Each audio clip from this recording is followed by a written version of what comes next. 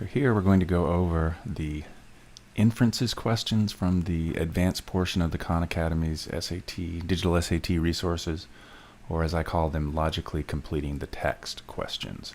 So the link to this PDF is below, but we'll go ahead and get started here. So adaptations to cold temperatures have high metabolic costs. It is expensive in terms of energy use for land plants and animals to withstand very cold temperatures, and it gets more expensive the colder it gets. Long sentence here, which means that the lower the air temperature, the fewer species have evolved to survive it. And here they're using expensive not in the sense of money. Of course, it is expensive in terms of energy use for humans to withstand cold temperatures. You've got to pay for gas or electric or some combination, maybe firewood. And it certainly does get more expensive the colder it gets. But here they're talking about the animal metabolism because, hey, they can't pay for gas or electric. They got to do it themselves. Okay, so the lower the air temperature, the fewer species have evolved to survive it. This factor, in conjunction with or together with the decline in air temperature, this is confusing. In conjunction with the decline in air temperature with increasing elevation, so as you go higher up the mountain, the air temperature gets lower, explains the distribution of species diversity in mountain ecosystems. You find fewer species high up a mountain than at the mountain's base because it's harder to survive up there. It specifically, it's harder to survive in terms of metabolism and fewer animals evolving. I'm going to say that the writing quality here, even though these are supposedly official College Board questions, they could do better. I feel like another round of editing might have helped this question, but hey, nobody asked me. But it's harder to survive. There are relatively few environments hospitable to species that are adapted to live in low air temperatures. No. It's really the other way around. There are few animals that are adapted to live in environments that have low air temperatures. There are relatively few species with the adaptations necessary to tolerate the temperatures at high elevations. It's harder to survive. I mean, sometimes these simplified approximate answers are, they're not the, this is not the most precise, but I think it still helps to get something down. And then you look at an answer choice like B and say, yeah, I think that is articulating what I was trying to say here. But let's check the others. Adaptations that allow plants and animals to survive. Well, it does mention the metabolic cost, but it's not rocky environments per se, because whether you're high up on the mountain or low down toward the mountain's base, it's still rocky. So it's not the rockiness that is the factor, it's the temperature. Some mountain environments are at elevation so high. No, that is not the point. Whoa. Whoa. What on earth happened there? My pen just went crazy.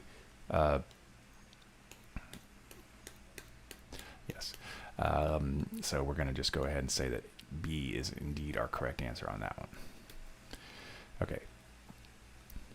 Logically, so all of these are going to have the same format, logically completing the text. So in order to combat climate change, many countries around the world have enacted policies to reduce greenhouse gas emissions.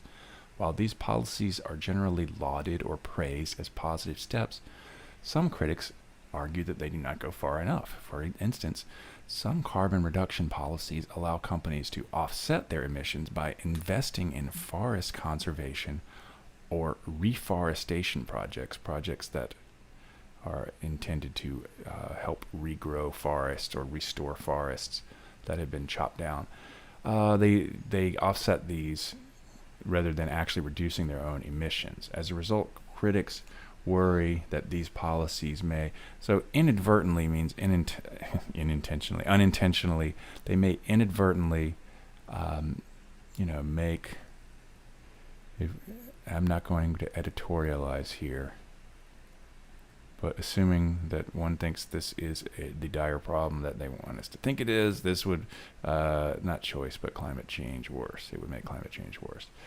It's not about new methods. It's not about deforestation. I mean, they mentioned that, but that's not the, these policies are supposed to be in place to combat climate change.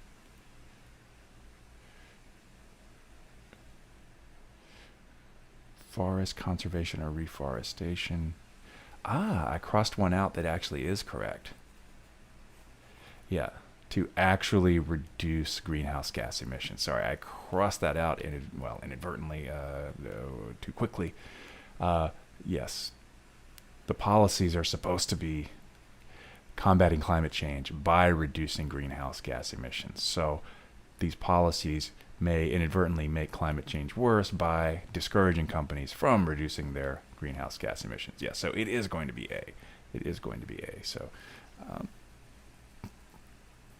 stay focused. Stay focused on the argument, and that's what's going to lead us to A there. Okay. I temporarily lost focus, I guess. The Analects is the most influential collection of sayings and teachings attributed to Confucius, the founder of Confucianism. Compiled by his disciples over the centuries following his death in 479 BC, the Analects shows remarkable internal consistency and coherence in its themes and principles, such as filial piety. What does that mean? Filial having to do with offspring or children. Piety having to do with being pious, being pure, being respectful. I don't know, something like that. Ritual, humaneness, and loyalty. Moreover, many of the anecdotes match those found in other historical texts that record the words and deeds of Confucius. However, some passages refer to events and ideas that emerged much later in Chinese history, such as the unification of the empire by so-and-so in 221, and these reveal the influence of other philosophical schools, such as legalism and Taoism, which arose after Confucius' time. Therefore, scholars have concluded that while its core reflects the original teachings of Confucius, the Analects, has some other portions that were written later. I can guarantee that that's not going to be the exact text of the correct answer, but, that's the basic idea. They seem to have had several passages that have a similar sort of structure where they talk about some kind of evidence that scholars are assessing, and, some of the evidence points to this kind of conclusion, but some of the other evidence points in this other direction. The Analects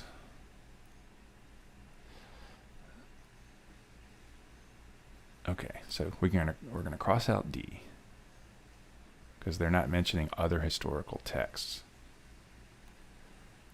So it has some other parts that were written later. It also reflects the changing historical and intellectual circumstances of its compilers. So the compilers, those who compiled the actual work, it's a collection, a compilation, compiled by his disciples. So there is a lot of internal consistency, but there are still these other passages that point in other directions, point to other influences, and so that would be the correct one. B, well, you don't want to pick an answer that's going to directly conflict something that conflict with something they've already said. Directly contradict something they've already said. They've said that it was compiled by his disciples. So to turn around and say that it was not compiled by his disciples would contradict that. I mean, if they had said, it has long been believed, or it had long been believed that it was compiled by his disciples, that might be an option, but that would just be incoherent. And then that wouldn't make sense. If it refers to events that emerged much later, then why would you say that it had been compiled before that? That's not logical, and we want to be logical here. So A is going to be our correct answer on 3. Number 4. And I like using this view because this way we're not tempted to look at the answer choices. And in fact, you can't even see them, at least not on this view. So the Hubble Space Telescope, HST, is projected or predicted to maintain operation until at least 2030. But it has already revolutionized high-resolution imaging of solar system bodies in visible and ultraviolet light wavelengths. notwithstanding, or setting aside the fact that only about 6% of the bodies imaged by, or taken, of which the HST takes images, are within the solar system. So that means 94% are not in the solar system. Okay. NASA researcher Cindy Young and colleagues assert that a new space telescope dedicated exclusively to solar system observations would permit an extensive survey of minor solar system bodies and long-term UV observation to discern, to detect, to distinguish, to figure out how solar system bodies change over time. Young and colleagues' recommendation therefore implies that the HST, well, if they're looking for something that would focus exclusively on solar system observations, but only about 6% of the bodies imaged by the Hubble Space Telescope are within the solar system, implies that the Hubble Space Telescope will still, continue to be used, for the majority of what it's currently being used for, which is stuff outside the solar system. And I might have somehow remembered that, because I have looked at these questions before, just once, but in compiling these PDFs, will no longer be used to observe solar system objects at the telescope. Well,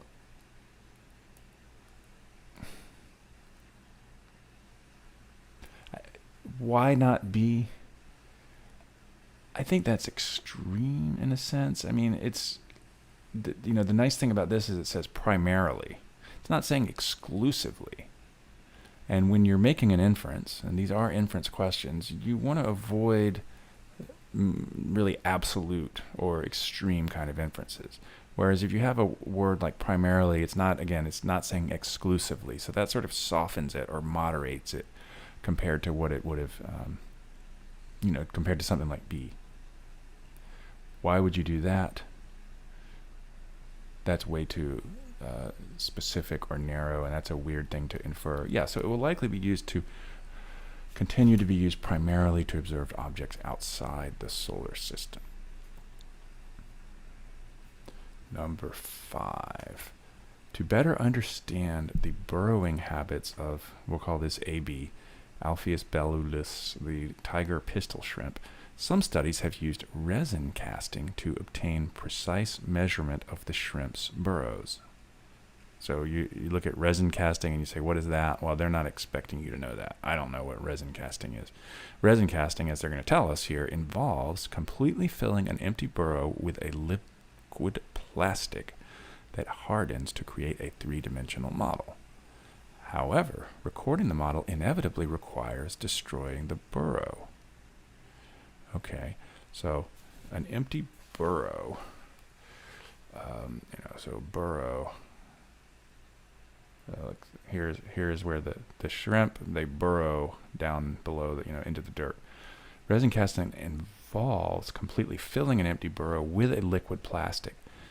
That liquid plastic hardens to create a three-dimensional model. So they pour plastic in here, and then maybe they take it out, and then, hey, we've got a model of this burrow. But recovering the model inevitably requires destroying the burrow. So in their 2022 study, these people discovered that an X-ray computed tomography scanner, CT or CAT scanner, can accurately record a burrow's measurements both at a moment in time and throughout the burrow building process, something that's impossible with resin casting because it destroys the burrows, right? I mean, if it destroys the burrows, then you can't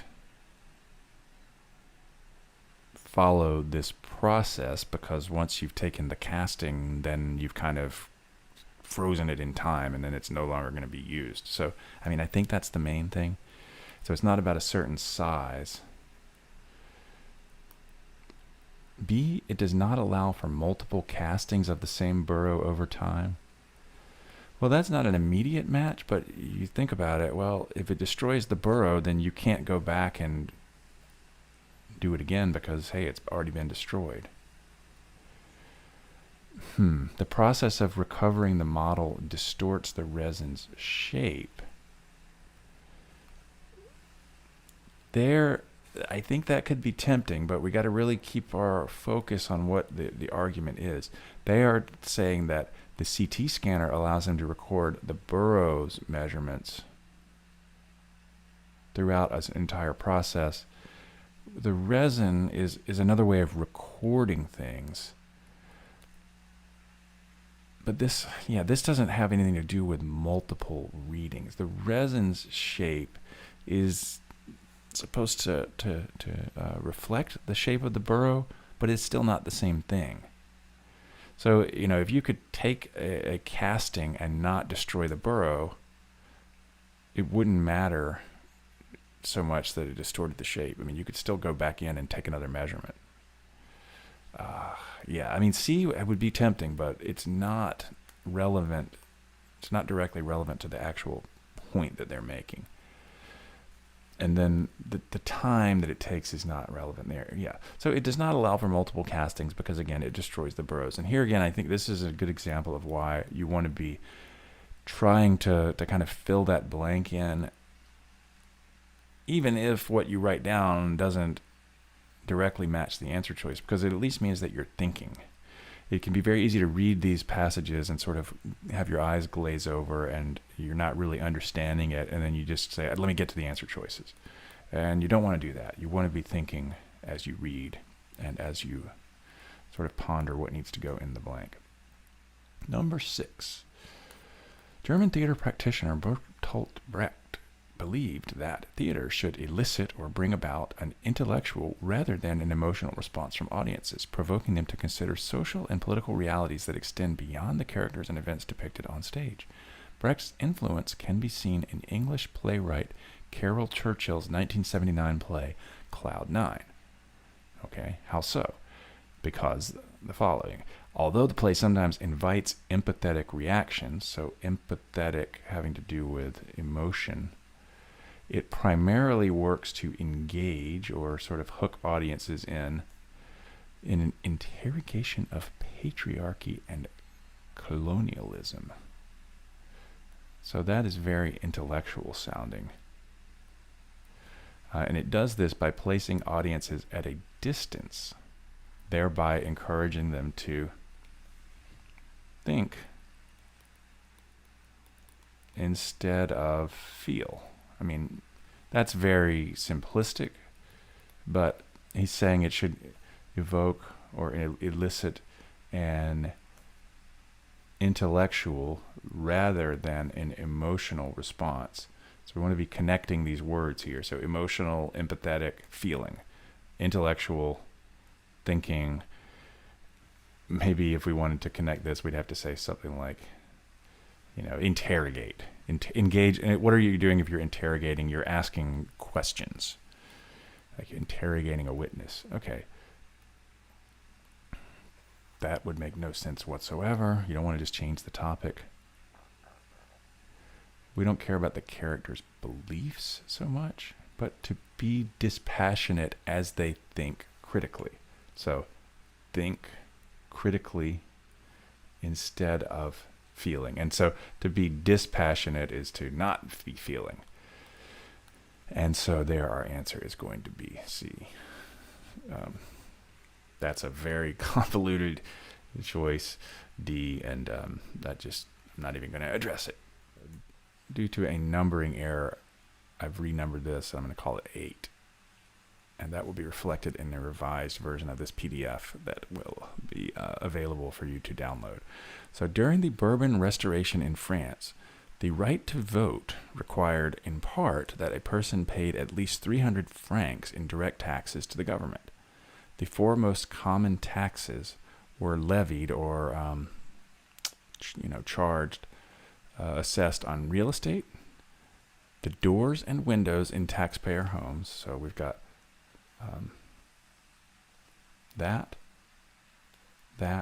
the rental values of homes, and the businesses of artisans and merchants. Foreign investments were either exempt from taxation or taxed lightly. Although relatively few people paid the tax on real estate, it was the main means of voter qualification and accounted for over 2/3 of government receipts during this period, suggesting that during the Bourbon Restoration, 2 through 4 were relatively unimportant.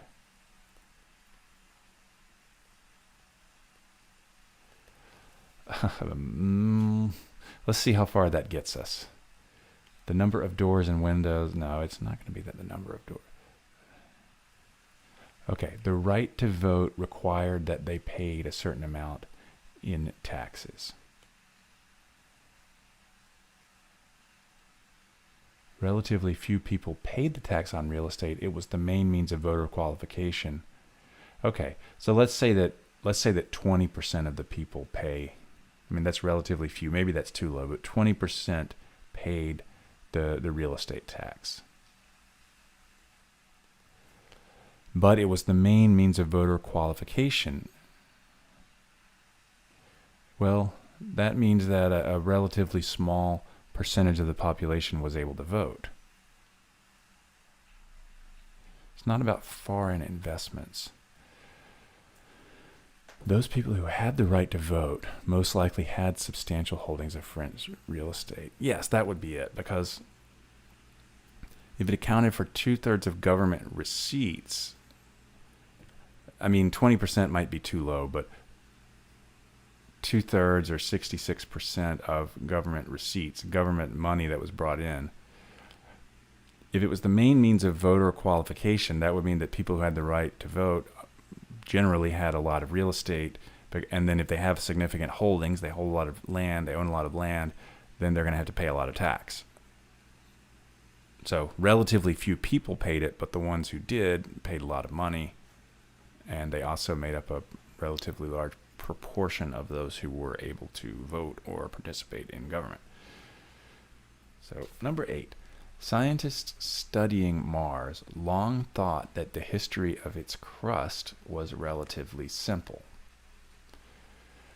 Okay, they studied Mars, and for the longest time they thought, well, the history of this planet's crust is relatively simple. So part of the, if that's Mars, the crust would be, more close to the surface crust, kind of like a pizza crust.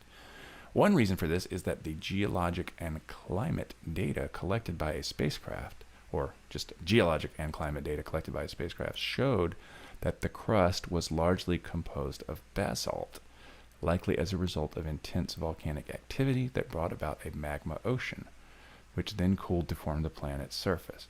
And when reading that, if you're like me, you might get a little bit kind of, not confused, but you might say to yourself, what did I just read? So rather than trying to reread the whole sentence or go back and understand it in depth,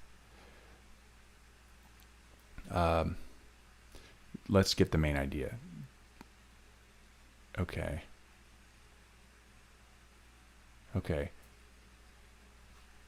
That data, the data that was available suggested one thing. I'm going to say this one thing. That's very imprecise, but this one thing, namely that it was largely composed of basalt. A study led by this new person focused on additional information, further analysis of data. What is that additional information? It is the further analysis of data that was collected by the spacecraft, along with infrared wavelengths detected from Mars's surface. So we have new data revealing the presence of surprisingly high concentrations of silica in certain regions on Mars. So new data suggests this other thing. And again, I know that's not technical, but that's the basic structure of what's going on here. Since a planetary surface that formed in a mostly basaltic environment would be unlikely to contain large amounts of silica, Perret concluded that, again, I'm going to really simplify it, that the history of Mars's crust is more complicated than previously thought. They previously thought it was simple, This new evidence suggests maybe it was not so simple, it was more complicated. And let's see how far that gets us. High silica concentrations likely formed from a different process. Well, here, this is their classic distraction choice. We're not talking about other planets, we're talking about Mars. So we get rid of A. Mars's crust likely formed as a result of other major geological events in addition to the cooling of a magma ocean. Well, it is talking about the history. So how it formed, that's its history. What about magma? Well, this part about basalt talks about intense volcanic activity that brought about a magma ocean that cooled. So what this is saying is that it was a little more, if it's a little more complicated, it means that, some other events must have contributed. Since we're talking about a planet's crust, they would be pretty major events. So B looks good, but having a clearer understanding will provide more insight. Well, this, again, we're not talking about Earth here. We want to stay on topic. D, this information, the information about silica concentrations is likely more reliable than the, no, that's getting lost in specific details. And so, yes. So keeping it simple or simplifying as you read can help you to find even a more complex sort of answer like this one. Because again, it's not a direct match, but when you really look at it and think about what it's saying, it is saying this, and this essential point here is relatively simple. Yeah. Coincidence. They're saying the history of the crust was relatively simple. I'm making the simple point that no, the history is more complex than that, and that's how we get answer choice B. 9, a heliograph. And don't get discouraged if you see some technical looking words. If they look technical to you, they probably look technical to pretty much everyone else. So a heliograph is a semaphore device. Again, I don't know what a semaphore device is. Helio having to do with sun. A semaphore device used for sending optical communications, usually in the form of Morse code, by reflecting flashes of sunlight off a mirror. Heliographs were used for rapid communication across expansive or wide distances for military surveying and forestry purposes during the late 1800s and early 1900s, but they were largely effective only during the daytime. Kind of makes sense, sort of like solar-powered calculators, which we used to use, only effective during the daytime. And the range of the device depended on factors such as the opacity of the air, so opacity having to do with opaqueness versus transparency. So if something is opaque, you can't see through it. Therefore, heliographs were eventually replaced by technology that maybe was less restricted. It's kind of like solar-powered calculators. Not that they were ever like the primary thing, but replace them by some technology that is not hampered by these restrictions or constrained by environmental circumstances. So environmental circumstances such as line of sight, sunlight, opacity, etc. So B is off topic or just irrelevant. Same with that. And it's not about ease of production and maintenance, even if that would make some sense here. I mean, I think you want something that doesn't work on the same principles, because that if it was functioning on the same principles, it would be subject to the same environmental constraints, and we don't want that. A lot of questions in here. Okay. 10. Tides can deposit large quantities of dead vegetation within a salt marsh, smothering healthy plants and leaving a salt pan, I don't know how to pronounce that, a depression devoid of plants that tends to trap standing water in the marsh's interior. Okay, so tide, so high tide, low tide, the ocean, the ocean moves in, the ocean moves out. Tides can deposit large quantities of dead vegetation.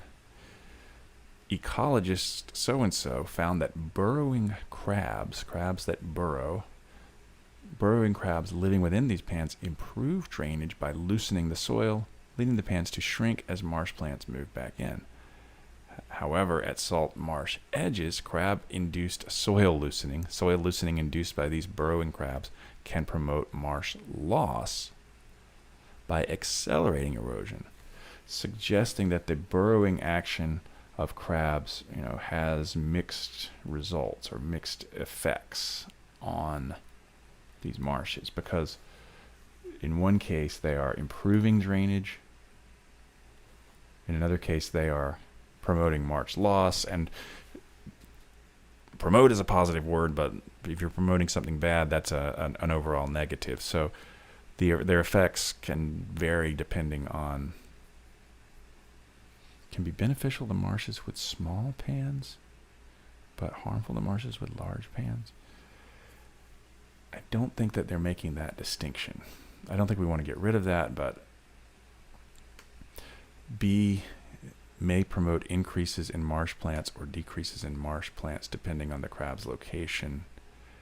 I think that is better because it's talking about edges versus the interior.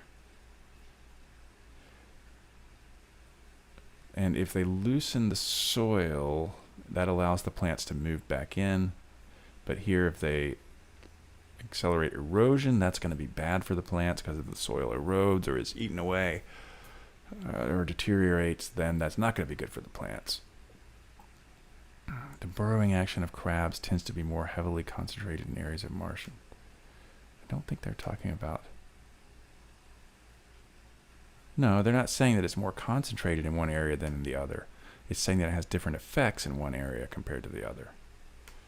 Varies in intensity depending on the size. And no, it's not that it varies on intensity. Yes, so we come back here. It has mixed effects. It can produce increases or decreases depending on the location. So again, come up with a relatively simple response and look for the answer choice that matches that. Gestures in painting are typically thought of as bold, expressive brushstrokes. In the 1970s, American painter Jack Whitten built a 12-foot tool he named the Developer to apply paint to an entire canvas in one motion, resulting in his series of slab paintings from that decade. He described this process as making an entire painting in, quote, one gesture, signaling a clear departure from the prevalence of gestures in his work from the 1960s. Some art historians claim this shift represents removing gesture from the process. Therefore, regardless of whether using the Developer constitutes a gesture, both Whitten and these historians likely agree that this is not great grammar, but his number of gestures went way down. Okay.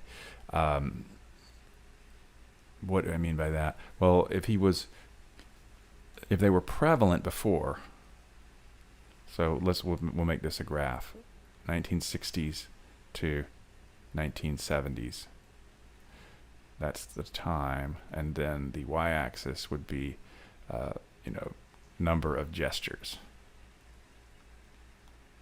Well, in the 1960s, he would have said that he was doing a lot of gestures,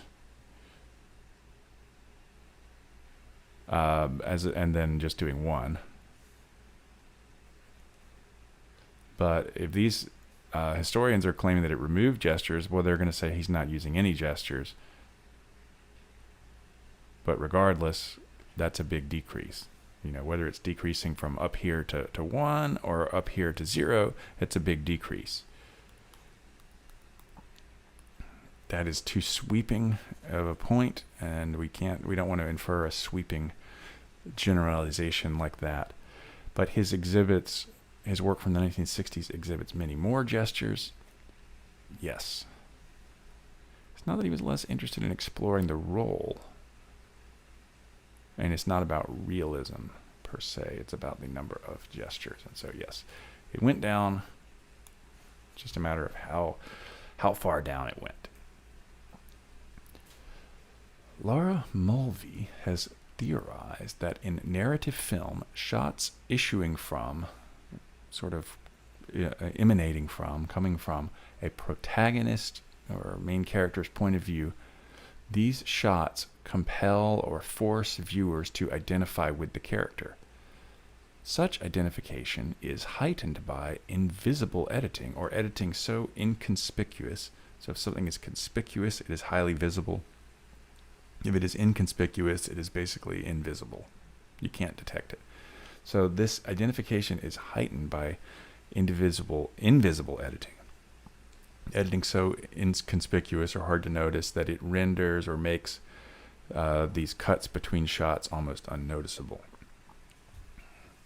Conversely, so sort of on the flip side, Mulvey proposes that conspicuous editing, or an absence of point of view shots, would induce a more critical stance toward a protagonist. So you're not seeing things from the character's perspective, and you're going to be more critical of him or her.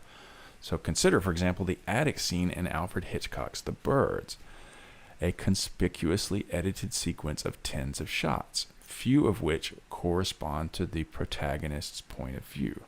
According to Mulvey's logic, this scene should affect viewers by doing what? So if you have conspicuous editing, we would expect this should affect viewers by making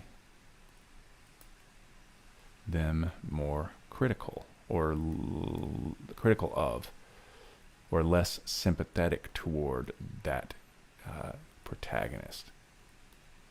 So it's not about the artifice, the artificial nature. See, B would be one of these that's going too far.